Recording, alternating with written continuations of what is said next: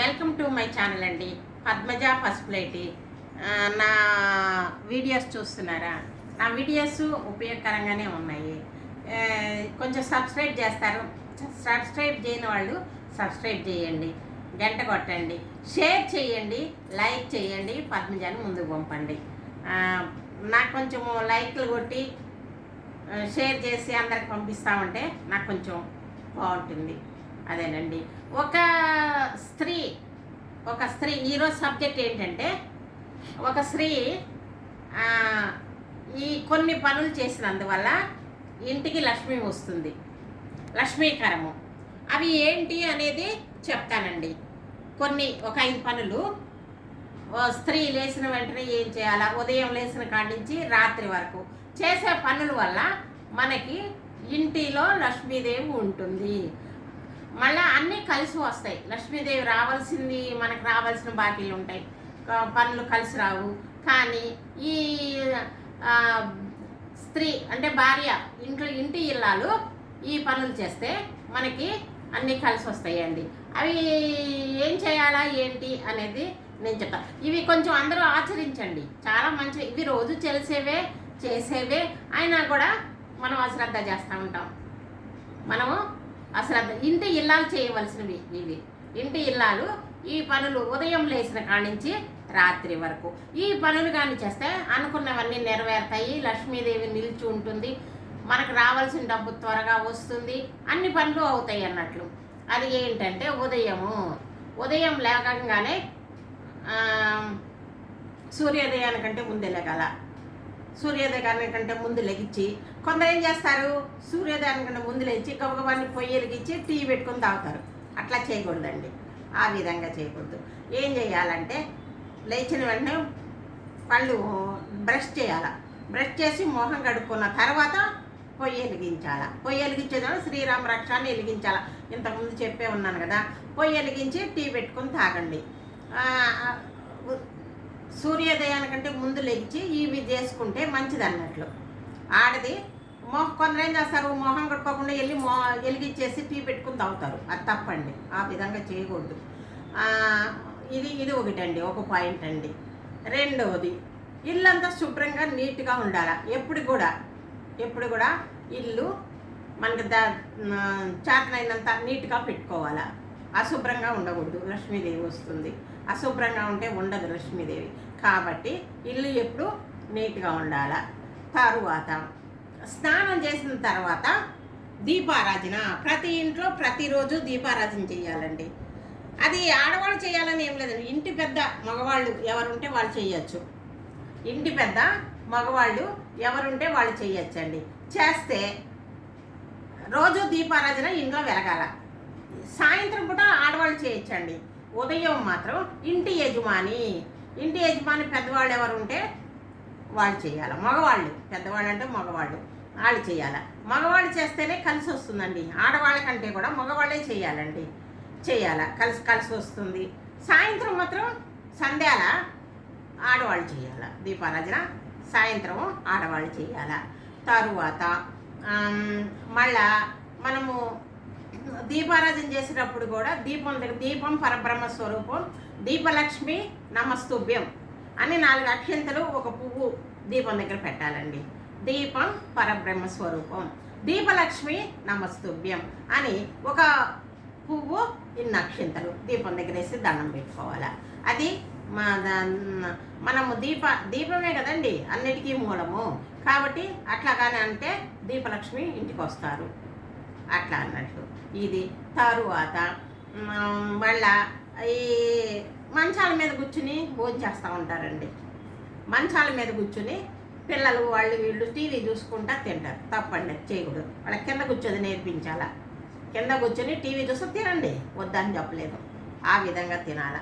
అది కూడా మంచిది కాదండి. ఇది ఒకటి. తరువాత భర్త కాళ్ళల్లో శనిదేవుడు ఉంటాడండి. మోకాల నుంచి కింద పాదాల వరకు శనిదేవుడు ఉంటాడు.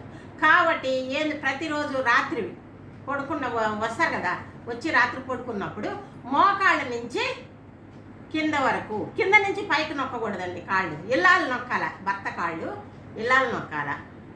ఇదివరకు దండం పెట్టుకునేవాళ్ళు శ్రమపడి వస్తే కాళ్ళకి నువ్వు రసిగి పెట్టాల, తప్పదు, ఎవరైనా చేయాల్సిందే.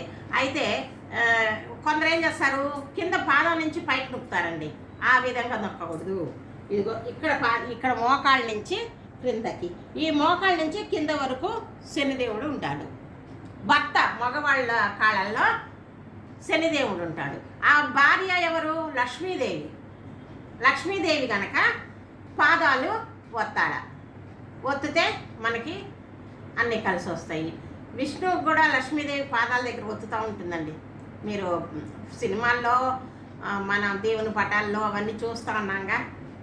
అందుకే విష్ణువుకి దేవునికి లక్ష్మీదేవి పాదాల దగ్గర కూర్చుని ఒత్తుతూ ఉంటుందండి.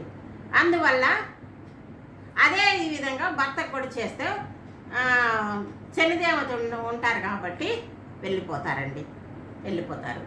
మళ్ళా ఇంకొకటి అండి, ఇంకేంటి ఇవన్నీ చెప్తున్నాను ఏంటి అనుకోకండి, పెద్దవాళ్ళు చెప్తే మీకే బాగుంటుంది, అన్నీ తెలుస్తాయండి. మనం స్నానం చేసినాక బకెట్లో నీళ్లు ఉంటాయి కదా, ఆ నీళ్లు వదిలిపెట్టకూడదండి, కింద పోసేయాల, మనం కింద పోసేయాలి. అవి ఉంటే అది వేరే వాళ్ళకి చేస్తే అది మనదంతా వడకపోతుంది. కాబట్టి ప్రతి ఒక్కరు కూడా స్నానం చేసిన తర్వాత ఆ నీళ్లు కింద పోసేయండి. కింద పోస్తే మనకి లక్ష్మీదేవి ఇంట్లోనే ఉంటుంది. మళ్ళా ఇంకొకటి కూడా, బట్టలు ఉతికిన తర్వాత ఆ నీళ్లు జాడిస్తాం కదా, అవి కూడా కాళ్ళ మీద పోసుకోకూడదండి, దూరంగా పోయాల. పోస్తే మనకి లక్ష్మీదేవి ఎప్పుడూ ఉంటుందండి. ఏదో చెప్పాను అనుకోకండి, ఆ బామ్మ చెప్పినవన్నీ మంచి మాటలే ఉంటాయి కదా, మీకు మంచిది చేయాలనే ఉద్దేశంతో నేను అన్నీ చెప్తున్నానండి. ఇవి ఏదో చెప్తాంది బామ్మ, ఇవన్నీ నా అనుభవంతో చెప్పినవేనండి. బామ్మ అనుభవంతో చెప్పినవి చేసినందువల్ల మేము కూడా చాలా బాగున్నాం. ఇవన్నీ మాకు పెద్దవాళ్ళు చెప్పినవి, మనకు కూడా పుడతా ఏమి రావు కదా, మన పెద్దవాళ్ళు చెప్తారు, అవి మనం ఆచరిస్తూ ఉంటాము. అట్లా చేస్తే లక్ష్మీదేవి ఎప్పుడూ కొలువై ఉంటుంది, మనకు రావాల్సిన డబ్బులు సమయానికి వస్తాయి. కాబట్టి ప్రతి ఒక్కరు కూడా ఇవి పాటించండి. ఇవి పాటించారంటే మనకి అన్ని వేళలా బాగుంటుంది.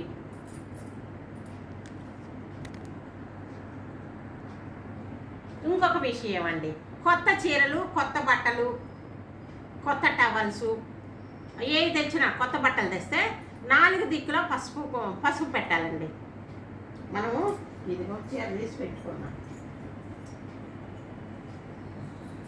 ఇది కొత్త చీర కదా, ఈ కొత్త చీరకి ఏం చేయాలా, 4 దిక్కులు లక్ష్మీదేవి ఉంటుందండి. ఇదిగో ఇది ఇటు పక్క కూడా అదే విధంగా 4 దిక్కుల పసుపు తడి చేసి పసుపు పెట్టండి. పసుపు పెట్టుకుని కట్టుకోవాలండి. పసుపు పెట్టుకుని కట్టుకుంటే మనకి మంచిది అన్నట్టు. కొత్త చీర కట్టుకోకూడదు, పసుపు పెట్టకుండా కట్టుకోకూడదు. పెద్దవాళ్ళు కూడా చెప్తారు, ఇప్పుడు కూడా అందరికీ తెలిసే ఉంటుంది. ఇప్పుడు ఏముందని అట్లా పోతున్నారు, డ్రెస్సులు తెచ్చుకుంటున్నారు, వేసుకుంటున్నారు, పసుపు పెడుతున్నారో లేదో కూడా తెలియదండి పిల్లలు. నేను మొత్తుకుంటానే ఉంటాను ఇంట్లో, పసుపు పెట్టారా అని. మళ్ళా శుక్రవారం తలకు పోసుకుంటాం కదా మనము, అప్పుడు కాళ్ళకి పసుపు రాసుకోవాలి. పసుపు అంటే అంత ఇష్టం అన్నట్లు, పసుపు పాదాలకి పసుపు రాసుకోవాలి. శుక్రవారం తలకు పోసుకున్నప్పుడు కుంకుమ పెట్టుకోవాలా, కాళ్ళకి పసుపు రాసుకోవాలా. అది కూడా లక్ష్మీకరమేనండి, ప్రతి ఒక్కరు కూడా ఆ విధంగా చేయండి, చేస్తే మంచిది అన్నట్లు. ఇంకా ఇవి చెప్పాను కదా అని మీరు ఏదో అనుకోకండి, బామ్మ చెప్పిందని. ఇవి చాలా మంచి మాటలండి, మీకు అందరికీ ఉపయోగపడాలా అనాలనే నేను ఇవన్నీ ఓపిక చేసుకుని చెప్తున్నానండి. ఎందుకు మనం తెలిసినవి మన పిల్లలకి చెప్తే చాలా మంచిదండి. మనకు తెలిసినవన్నీ మన మనసులో పెట్టుకుంటే అవి పోతాయండి. ఇదివరకు కాలం ఏంటి, పెద్దవాళ్ళు ఇంట్లో ఉండి చెప్తా ఉండేవాళ్ళండి.